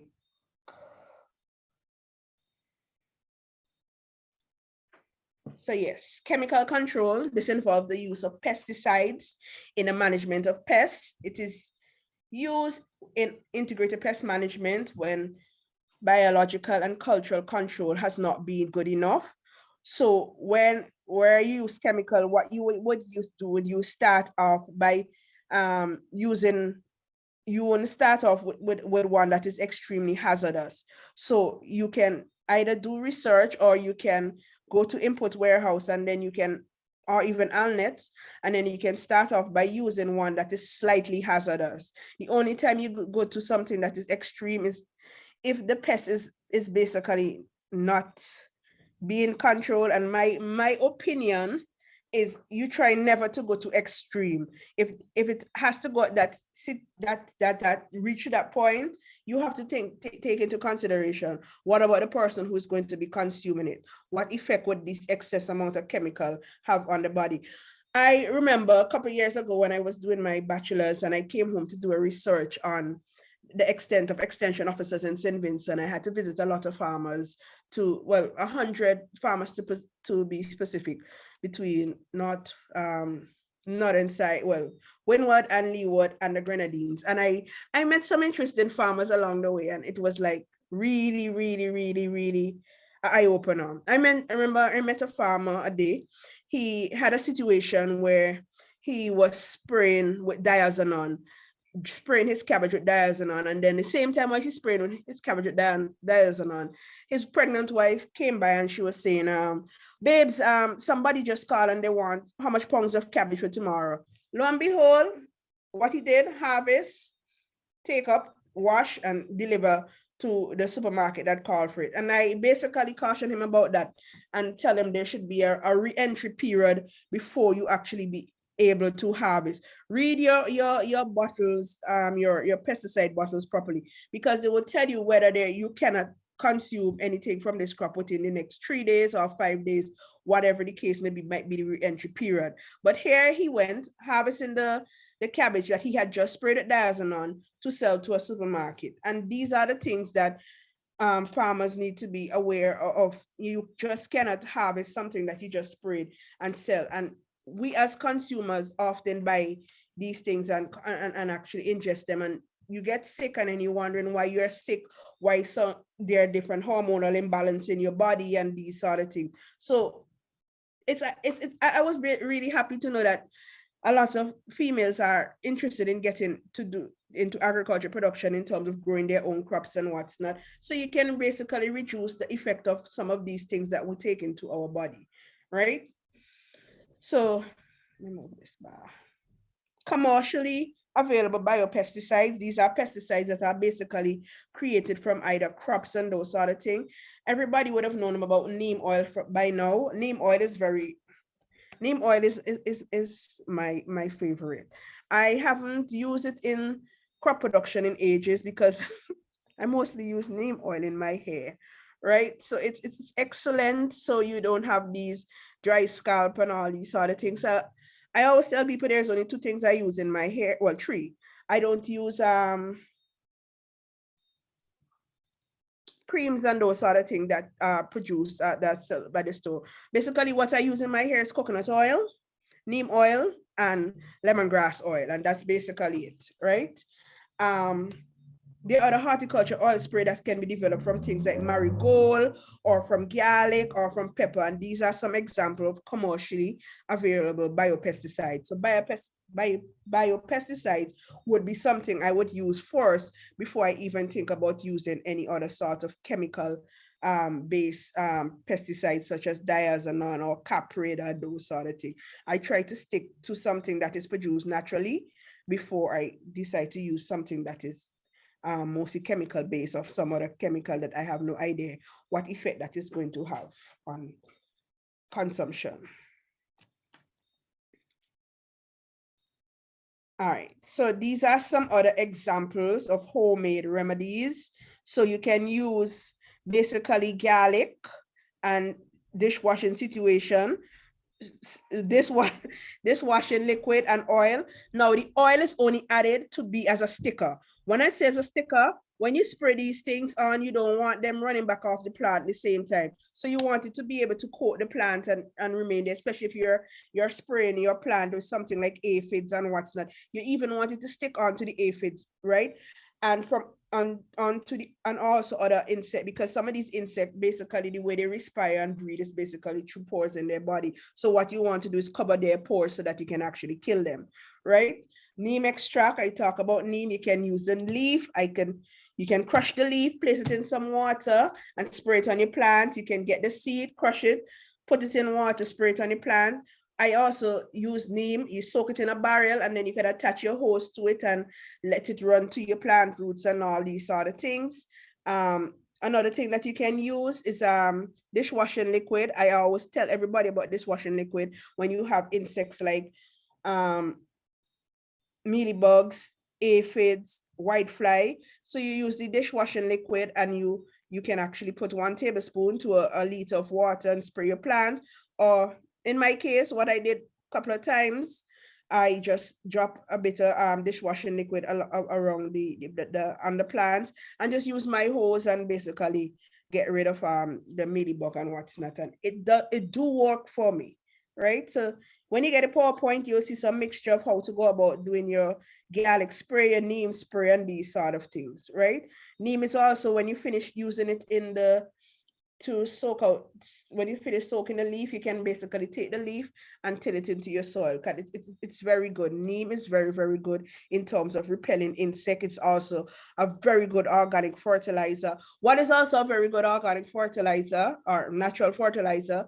Gloricida. What we call them, we have them other name for them. These are the plants that these are leguminous plants that you plant around the edge of your farm and those other things to feed to animals, goat and sheep and those sort of things, cattle. Now, this, because it's a legume, is very high in protein, and very high in protein means it's actually high in nitrogen. So soaking it in some water and using it to apply to your crops is very essential because it actually is it's a high nitrogen-based fertilizer that is natural. Right. All right, these are some other examples, your hot peppers and marigold. And as I said, when you get the PowerPoint, you can basically go through it where it will have information. Where it have information where you can basically use them to repel certain insects, help you against certain disease. So basically you pick them, you put them in water, you crush them, and then you spray them on your crops and those sort of things. So when you have fungal disease in tomato and those sort of things, crushing the marigold in water will help to basically ward off those fungal diseases and those sort of things. When you have things like aphids, whitefly and those sort of things, spider mites in solanaceous crops, which are tomato, eggplant, and peppers. You can use your pepper solution and you can add it to, you can spray it on your plants, right? Someone asked me the other day, told me that they had a problem with powdery mildew, and powdery mildew normally affect crops like cucurbits. So you have your pumpkin, your butternut squash, your zucchini, and it's affected by powdery mildew, your butternut squash. This is just a simple solution that worked for me and worked for many other people. So you use your baking soda, your vegetable oil. As I said, the vegetable oil is a sticker, right? Your dishwashing liquid and some water, and you use it and you spray your plant, right? Another thing you can use for when you have things like stink bug and you have mites and you want to protect your plants, you can use wood ash, right? So using some wood ash, you can mix it with some limestone, which you can get at agriculture input warehouse. Not expensive at all. And then you mix it in some water and then you can apply it. Or you can do it as a dry dip for when you have like fungal disease or bacterial disease, or when you're going to plant things like yam and those things that you cut to plant, you can use this, right? Also, this can be sprinkled around plants to basically repel or deter slugs. Slugs doesn't like this at all, so it can actually help there. And if you have things like nematodes, you can till this into the soil, right? All right, so anybody have any sort of solution that has worked for them? I give you 2 minutes on the floor. Anything that I did not present there and that works for you, you can share it with us now if you so desire. Anyone? No one? Hello. Hi. Hi. One time I had some problem with my cabbage, right?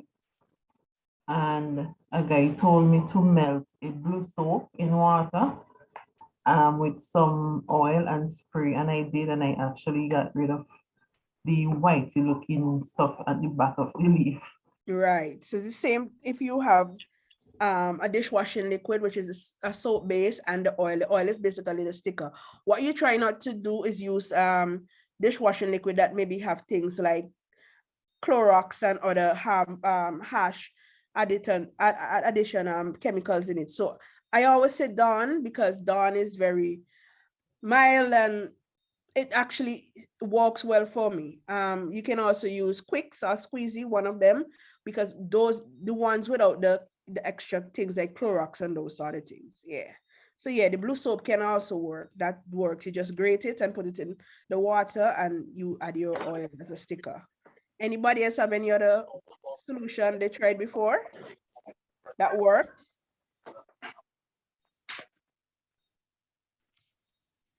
All right, so we'll move it on. Companion planting, the benefits of companion planting. One, it helps to deter pests, right? So when you're talking companion planting, you're talking setting up an area, as I was talking about when I say with my grandfather, that it was one example of companion planting, because they can't deter the pests from the sweet potato, and the pigeon peas add nutrients to the soil and actually help to keep weeds down, right? So companion planting, you think about it.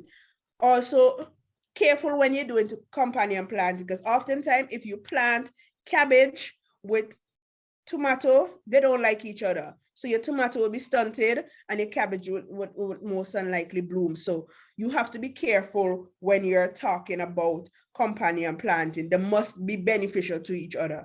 So, right, attracting beneficial, some plants attract beneficial insect to basically help to pollinate that plant, right? Some are some natural support. So you have tall plant like corn that you can grow with cucumber and string beans, because the string beans and the cucumber will run up on the corn. So that is a form of just trellising to keep these off the ground, right? So you have to, when you're thinking companion, they must benefit each other, right? Some of them improve plant health and add create soil biochemistry. So when you're talking about improve plant health, when you're talking leguminous crops and you plant them, they actually add nutrients to the soil, right? as I say, it also increases soil fertility. Some crops like beans and peas and other legumes, when you grow them, they add nitrogen to the soil. Some are actually are weed suppressant. So you're talking about things like sweet potato, pumpkin, squash. Once it's spread over the soil, it suppress weed. It is a cover crop, and it also can actually help to conserve moisture, right? And prevent soil erosion. So, and I have the last point, which is maximizing land use. And I use my example, which is sweet potato, corn, pigeon peas, and cassava. And I explained that before. So when you're thinking companion planting, think about maximizing the area. Ensure that it will deter pests from one of the crop. Ensure that it will add flavor in the case of adding tomato and basil, or peppers and basil, right? So any solanaceous crop and basil, this that whole basil, right? Make sure that it can, if you're doing companion planting, ensure that it will actually add some benefit to the other plant. So you can, as I said in the chat, you can ask in the group chat that we are in on WhatsApp. You can even do your own research if you have that time and have access to doing research. Otherwise, as I say, when you ask me, I may not answer the same time because oftentimes I'm a bit busy. Right? So that is some strategies for sustainable agriculture.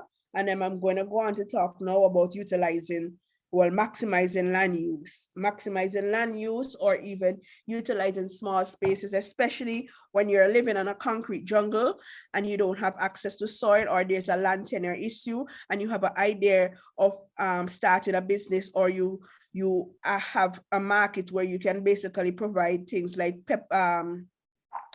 lettuce or herbs, or you're into green seasoning production up and you want to grow your own herbs and you have no way to grow your crops. So I'm going to talk about ways and means that you can maximize small spaces.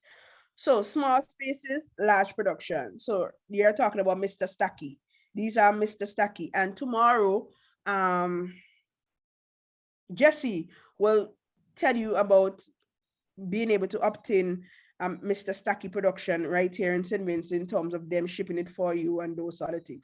So now you're talking about a small area where you can just grow 600 plants. Just imagine, kale is very in demand because I buy kale almost every week, right? Yes, at times I don't have time to grow what I do need. So I buy kales every week, and a small bit of kale is $8 and change at Massey, right? Look at this first picture, right? Just imagine you're supplying Massey with kale, or even a hotel with kale. Look in this small area on a concrete jungle, how many kale you can actually provide. And I'm thinking this first one is a 600 hole Mr. Stacky system, right?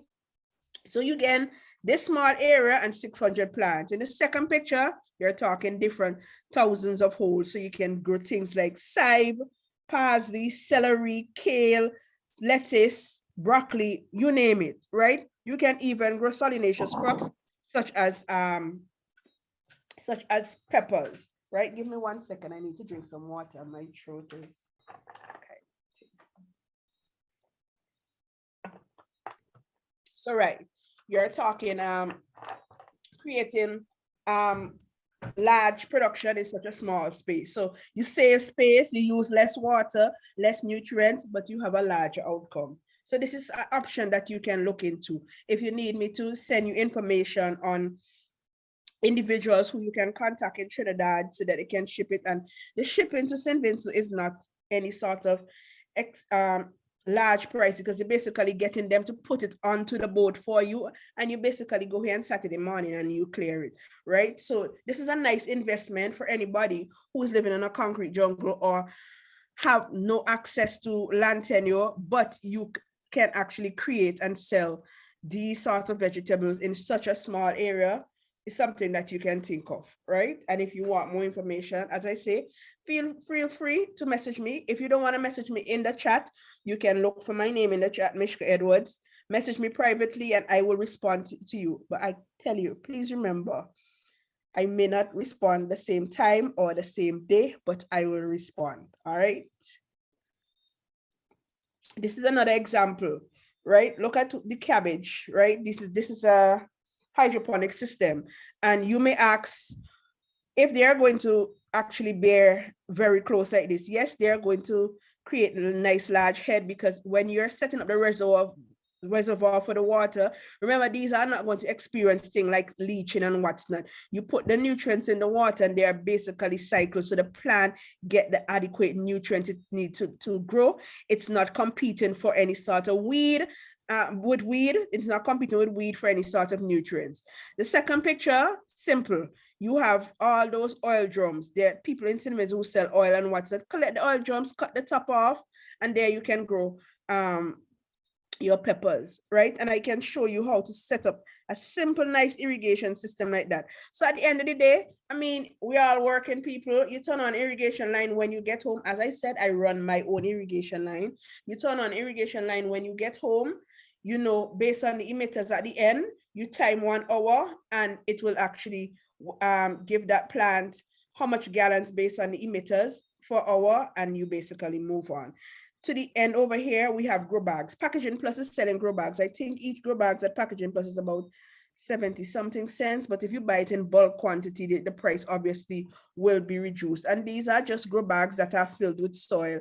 And here you have, look, just imagine, and I often try to tell farmers when I visit them, think about getting into the hotel, right?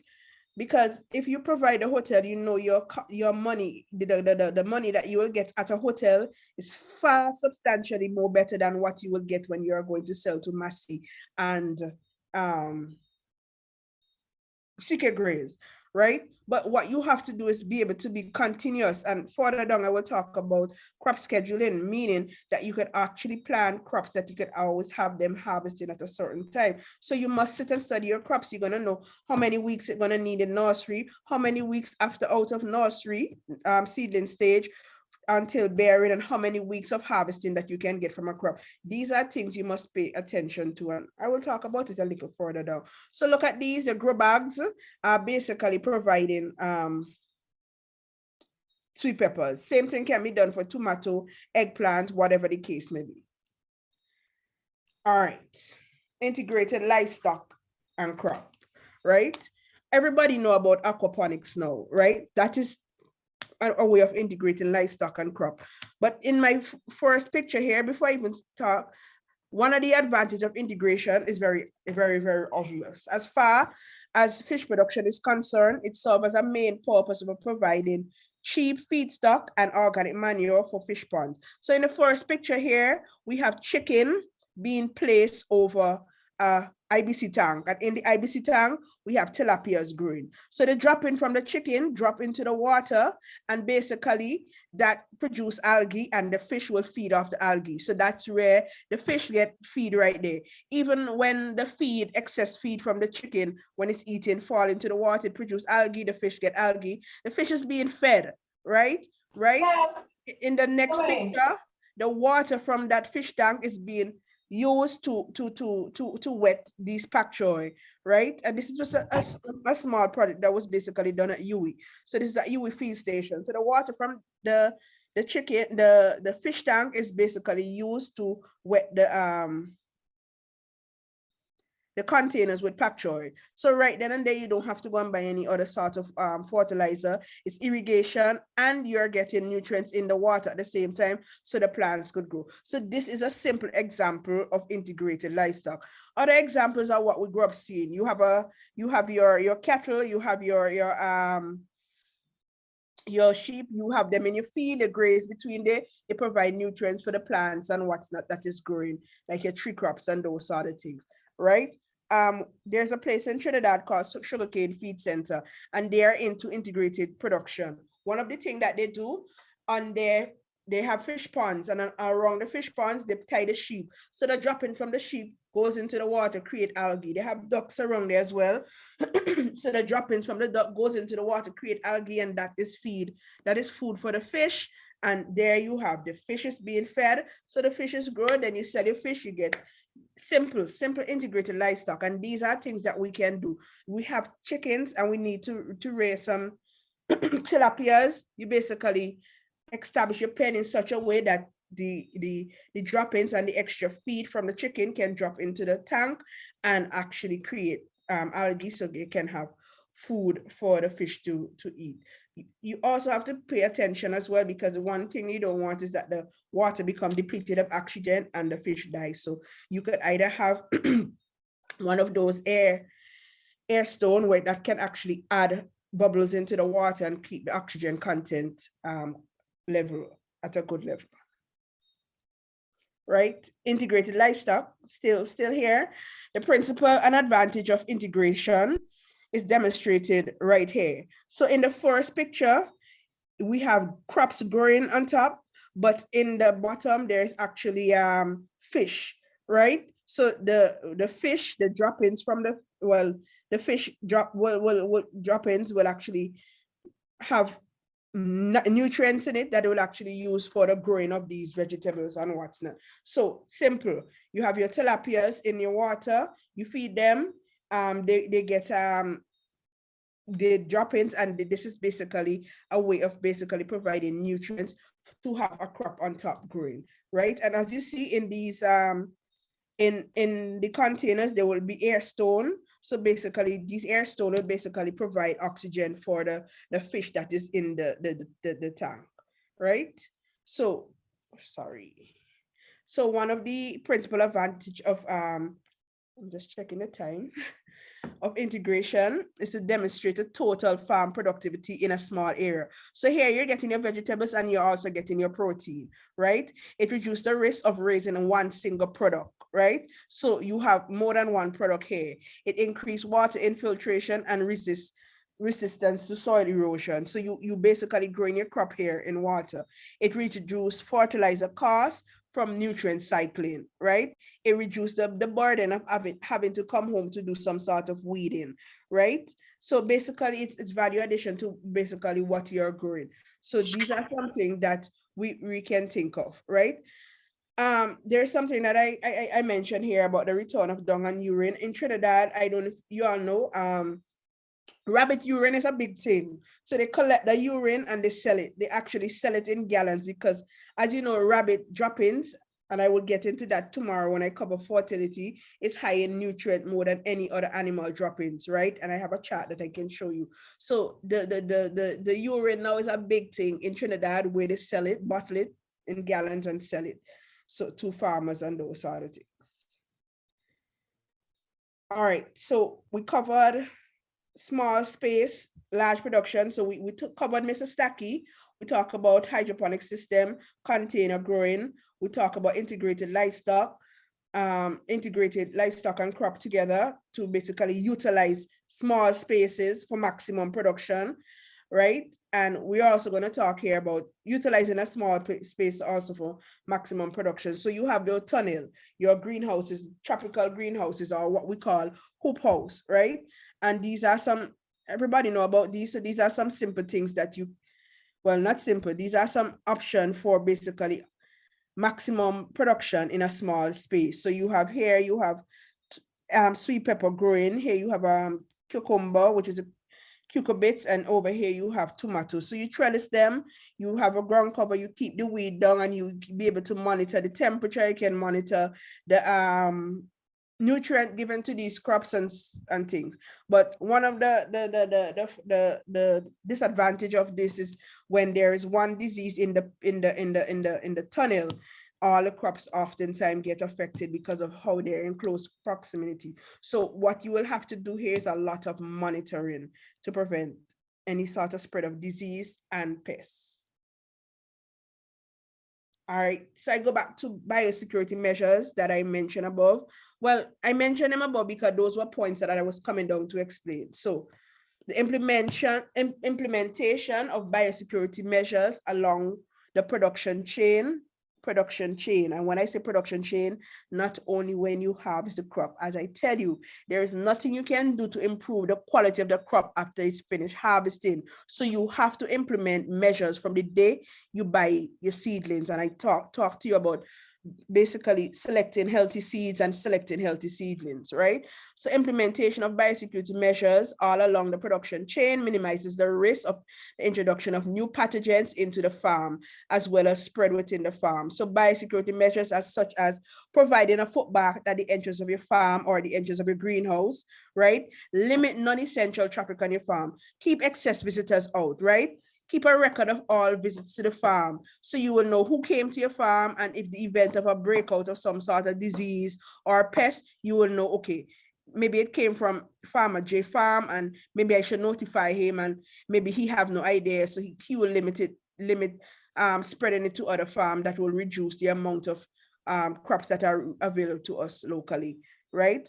Have only one entrance. Stop letting people enter your farm from all different areas.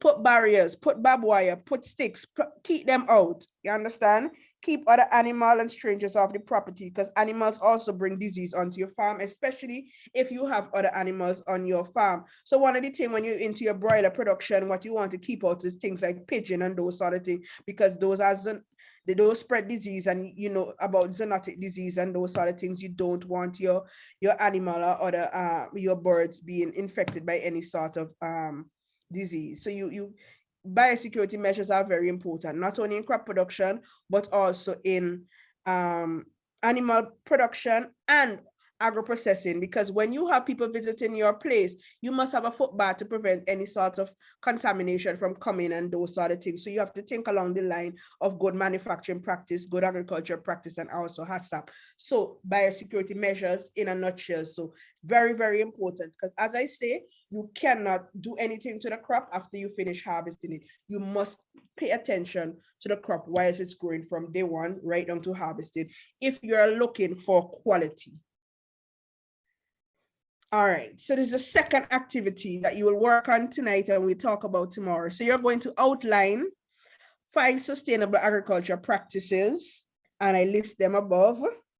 And you're going to discuss the 5 components of integrated pest management. So I talk about monitoring and so on and those sort of things. So tomorrow, somebody will tell me their findings and discuss, right? Please try to make attempt to do everyone to do it, because you never know who I might call on, and you know, you might there and like, oh, I didn't do it last night. I didn't do it because I had a busy day, but we're here to learn, so we have to put in the work. All right, crop scheduling. This is very, very, very, very important. If you are going to be providing places like a hotel, and within the recent time, you see there are a lot of hotels that has been opening, and we're talking about nice hotels, top class hotels, and those sort of things. Even if you are going to provide 2 hotels in the Grenadines, one thing that they need is consistency. You can provide them 10 pounds this week and then, oh, you know, I had a little problem and this, that. No. One of the reasons why hotel doesn't buy from farmers is because of 1, consistency. 2, the way y'all take, well, I can't say y'all, let me take that back. The way farmers take their produce to the hotel. Are we serious? Crackers bag, we still taking thing in flour sack. There's so much detrimental effect of taking thing in flour sack. You're talking ethylene production, bruising. And when it bruises, obviously the ethylene production will rise. So then they don't want that. You understand? So you have to move away from the way that you take stuff to hotels and those sort of things, because as I said, that's a session, I think that's the last session or the 3rd day where we talk about post-harvest treatment and packaging and those sort of things. So you have to, if you are going to supply a hotel, you have to be consistency. You have to have proper packaging. Either you're going to use, if they're accepting harvesting crate, you invest in your harvesting crate. If they want it package and label, you package and label, because you're going to get a better price than you get actually at the supermarket. Right? One of the things that you must take into consideration, right, is presentation. Presentation is very, very important. And what oftentimes supermarkets, hotels buy from supermarket because of traceability, right? And I go back to biosecurity measures. All these things must be in place to prevent any sort of pest and disease from coming on your farm.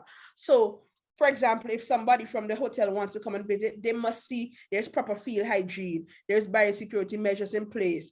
There's an area where after you harvest, you can take it and remove field heat for washing. Then there's an area for packaging and those sort of things. Simple investment goes a long way. You can still thinking about agriculture like the way that your parents did it long ago. They come, they throw down everything in the garage and they throw them on the ground and they wash it, they bruise everything. No, you have to think about it. If you care for it, you're talking money. So you have to, as I say, further in the session, we'll talk about post-harvest technology, the benefit of removing field heat, the benefit of harvesting with a gloves rather than your hand. We'll touch on pre-harvest factors in terms of the fertilizer you use, how that fertilizer can be detrimental in terms of the shelf life of your crop because it can reduce the shelf life of your crop and those sort of things. But for right now, let me go back to crop production scheduling. So, right, steps in preparing a crop production schedule, right? It's basically a crop formula, and I give you the crop formula for one, tomato, right? So, you know, tomato, after you plant, if you are planting seeds, you're growing your own seedlings and not buying seedlings from individual, you know, it's going to be about roughly 4 to 5 weeks in the nursery. So you factor in that 4 to 5 weeks. And then from 12 weeks, it's going to take about, after transplanting, it might take up to 12 weeks, right? Well, not, depends on the variety. So you're talking 12 weeks before they actually start into full production, full bearing, right? Another thing you must take into consideration, these plants can actually bear, and there's a correction here. I need to make the correction right here. 4 to 10 months, not weeks of harvest, because tomato can give harvest up to a year and more once you take care of your tomato plants. So you're talking about removing things like low side shoot, because one of the things you want to focus on, if you have a nice variety of tomato, you want to focus on the size. If you're growing heat master, one tomato can weigh up to a pound. So you want to focus on the size. If you're going to focus on the size, you're taking off all these side shoot because those are just what you call side chatters. So they're going to be small and what's it. Don't ever focus, if you're based on your market, don't focus on quantity, focus on quality. So you take off all the side shoots and you focus on that. When the plants start growing taller, you remove all the lower leaves, right? Because the top leaf is what exposed to sunlight for chlorophyll production to basically feed the plant. So remove the bottom leaf stem so they can actually focus on a nice, big, nice, juicy tomato. So before I send this off, I will make my correction right here, because your harvest, right, can go up from 4 weeks to 4 months to 10 months, 10 months of harvest, right? So this is basically a crop production schedule. So it will tell you what time to actually put some seeds to set, and so that you can always have a continuous supply, right? So same with watermelon, 0 to 5 days before it germinates, right? And then about up to 5 weeks before it actually started force fruiting, and then it can give you fruits for up to 1 to 3 weeks, right? So you take these into consideration so you can know when you will actually go back and actually put seeds into the ground or those sort of things. So you must know your crop cycle, your crop formula, so you can always be able to provide crops on a regular basis, consistency basis. And your last activity for the night, discuss how small producers / family farms can contribute to sustainable development. So this was one of my students last year who did a who were involved in a sweet potato production, backyard sweet potato production, where they had to utilize 10 square feet of land and basically tell me how much pounds of sweet potato they get from that based on the different variety of sweet potato that I provided for them. And that's the end of my presentation. I'm open for feedback, questions. And as I said, next class, two individuals has to do the milli, and milli is most important lesson learned yesterday. So 2 individuals do the milli and everybody will do the activity, so I can pick on somebody who can tell me basically the answers to the activity. And that's the end of the presentation. Thank you. All right, so questions, let me check the chat. Where can I get blood meal or bone meal? At ACE, as I think I answered that before. And I think I answered a question on food processing. I did an experiment with seedlings, sprinkle seeds into a grow box. When they were inch, I transferred them into little trays. Those in the box are about 3 inches wide. Those in the trays have not grown on, most dead. What can help? First of all, problem with individual just taking seeds and sprinkling them into any old soil. Your soil, is the soil sterilized? What is the mixture of your soil, right? It must be, you remember the quality of your mixture for growing seedlings should be able to lose water. Water must be able to flow through easily. It mustn't hold a lot of water in terms of to develop waterlogging and root rot in these plants and things like damping off. Disease like damping off. So what you will add in your mixture, you can add some cocoa coir, which is coconut fiber. You can add some sargassum seaweed. And one of the things I encourage people to do if they are growing seedlings for production, to sell to individual, you can also add sand, a mixture with sand as well, because you need a nice light mixture for the seedling production. What I encourage people to do is soil solarization, where you take the same soil and you put it in a black bag and you leave it out there in a hot day so that the heat can heat up that bag for 24 hours, for entire day. So the heat can sterilize that soil before you actually start thinking about planting stuff into that soil, right? So what you can do next time, if you don't have access to seedling tray, try to put them into, sterilize the soil, ensure that your soil is friable, meaning it's light, so that you can have good growth. So when you transplant them to the trays, one, you could have, there are many things that could have happened there. You could have damaged the root, hence the reason why they almost die. I'm not quite sure if your soil, what soil you actually add them into. It could be the soil was waterlogged, so it end up being stunted. There are many things that can happen, because even if you transplant, and then it goes to it again, Alita, the time of the day that you transplant it and where it was, because you could have it exposed into a harsh area, and then the sun, and then there is no water. There are many things that can go wrong there, right? Linika, I planted some eggplants some months ago. The leaf became netty. It was door ants and other things. Okay, you were basically having something looking like something crawling between your leaves. So you had leaf miners, right? So you had an infestation of leaf miners. So where it crawled between the leaf itself, between the leaf blades, so it leave looking like slightly brown marks and what's not. So you had leaf miners. What you can use for that is the same.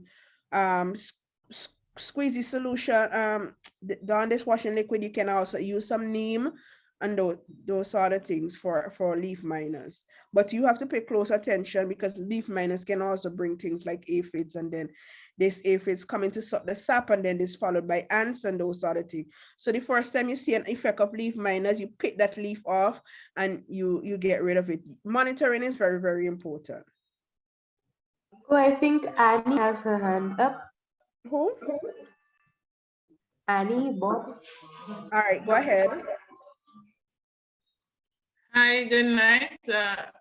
You hearing me? Yes, please. My question is, how does light affect plants? For example, I do container gardening, and the outside light is right next to them, and sometimes it stays on at night, or sometimes I take it off. So how would that affect the plants? Oh, just you the said regular light. outside light. Oh, light. I swear you said mites at first, because all right, light. Well, it's basically the plant with at nighttime. Well, with the light on, there are artificial lights that sometimes when you don't have access to, when you're growing certain crops and you're doing certain experiment, you add light in them on the inside so that they can grow. So they will just actually continue elongating during the night because of the light that is there.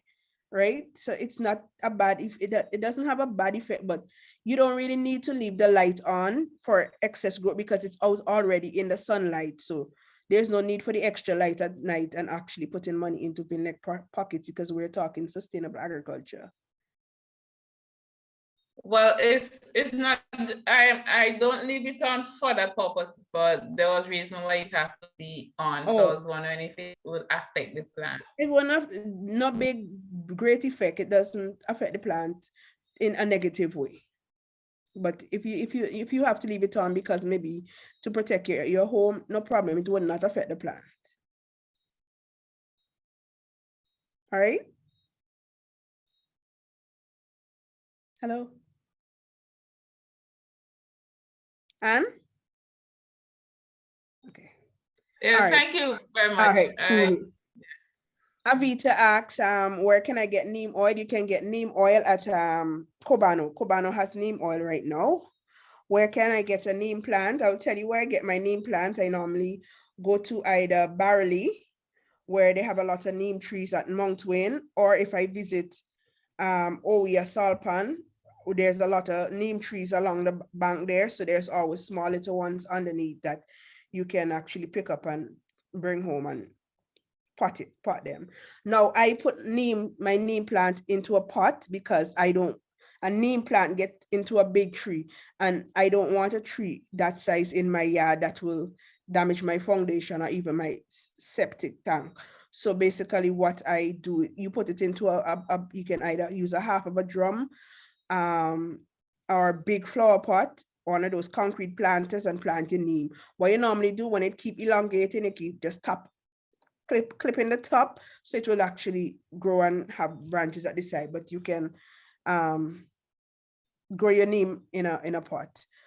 What is best for use for cabbage pests, chemically or organically? Because if you're talking cabbage pests, you're talking neem, you're talking pepper spray, and you're talking the garlic spray. So you can use either of those for the cabbage pest, Kellyanne.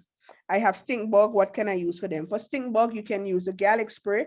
You can also use the neem. So you can soak the neem in some water and spray for the stink bug.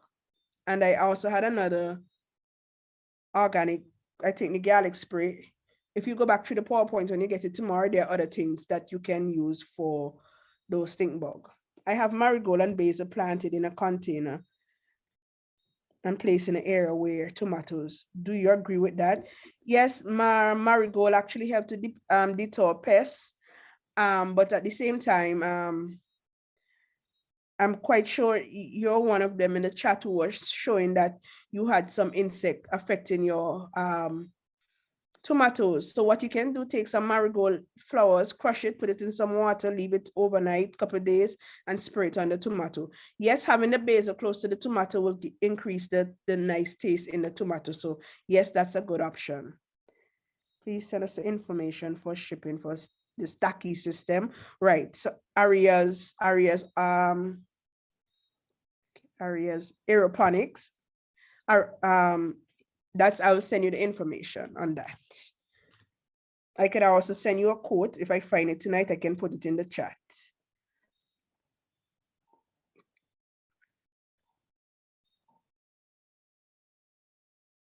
I normally collect plastic bottles, fill them with tank water, and put them at the root of my side basin row as a way to irrigate the plant in terms of add water, Alicia. That's something you can do, but at the same time, ensure that you're not adding too much water there that would cause the soil to be waterlogged and actually cause these plants to basically rot, right? Where can I get tilapia fish? The last person I know who had tilapia fish was a guy in Barley. I can find out from the ministry if there are any other farmers that are into tilapia production. So if there are other farmers into tilapia production, they may be able to sell you a pair and then you can go from there. Explain the last activity is not clear. Okay, hold on. Let me go back to the last activity.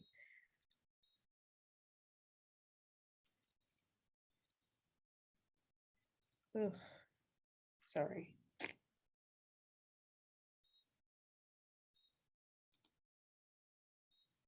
So the question was, discuss how small producers or family farms, meaning we're talking about individuals who are into doing backyard gardening or small farming area, how can this contribute to sustainable development? So discuss how individual like those contribute to sustainable development. Would I advise growing sweet potato in a barrel or container? Yes, and tires, because sweet potato can grow very well in containers and barrels and tires, and even those old laundry basket that we normally discard because it's crap, because it's no longer stable to carry clothes and what's not. You can put that in an area, fill it with soil, and plant your sweet potato. So yes, I have a sweet potato right now growing in a tire. One of the reasons why I say a sweet potato, it's a variety that I actually want. It's a purple flesh variety. So I put it there so that I can get other plants from it to actually grow. Does hydrogen peroxide help with plants? Yes, it actually helps to control fungus. But the reason why it's not being pushed as something big for fungus, it's not feasible in terms of if you have a lot of plants growing and they're affected with fungus, it's not wise to buy hydrogen peroxide for all these plants. But if you have seedlings and you think that they might be affected with fungus, you can use hydrogen peroxide to spray on it. And if you have a small area with plants growing and has fungus, you can look at it and see there's black sooty mold on it, fungus, you can use the hydrogen peroxide for these plants. Are there any variety of plants, tomato, that are insect proof? No. Oh, can you put back the activities? I will send this tonight so that send it to Linnell tonight. Well, I think I already sent it to Linnell. So Linnell, you can send this, and then tomorrow I will post the other one with the answers to the activities. So you can share this with the group tonight. Okay, Linnell? Thank you. I was planning to put it in a half barrel. Yes, you can. Sometimes these half barrels can utilize much more. So if you were planting something in a half barrel, try to get some hose punch on the side in terms of the like a strawberry planter, so you can put other things at the side, right? Okay, right. You put 2 hoses and cover to the soil to drip. So basically, it will only drip when water will come out the bottom when the soil basically dries out, because it will cause the water from a dry area, from a area of water to a dry area. So yes, that can work. That is a simple home-based way of doing irrigation. Where do strawberry grows best? Strange enough, a lot of people have strawberries and they plant them in some cool, nice area.